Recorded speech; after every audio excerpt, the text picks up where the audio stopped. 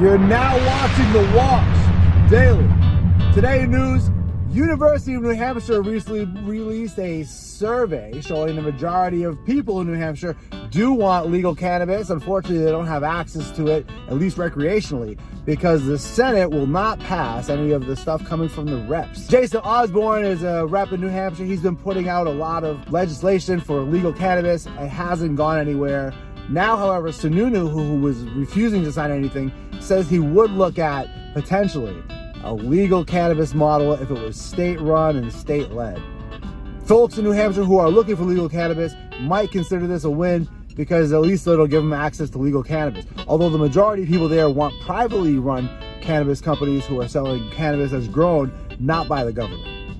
Also in news, the State Department released a report showing globally the use of cannabis is being recognized for religious rights in most countries that have Rastafarians in them. Tons of these Caribbean countries are allowing for the Rastas to use cannabis as it's part of their religious sacrament, according to the Hebrew, the Old Testament, or what you might call it, where it talks about cannibalism and the use of cannabis and the anointing oil. The Rastas are saying that's part of religious custom and they should be able to use it, which is true if you were to allow people to follow their religious customs. However, here in the United States, that's not the case.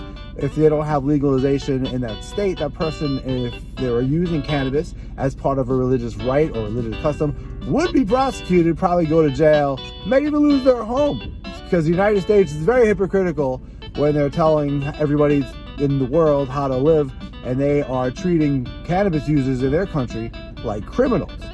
Also in news, a State Department employee was recently busted for using cannabis, but now he's fighting back. He's suing the State Department, saying you cannot prove I ever had any contraband. I had legally obtained CBD, which caused me to spike my test. So you can't fire me for being in possession of narcotics if I never had narcotics, which you can't prove. And if you can't prove it, I didn't do it. Now, I almost feel bad for the guy, except that he was an enforcer of false drug laws for the DEA, and I'm sure he spent a lot of time busting people for cannabis.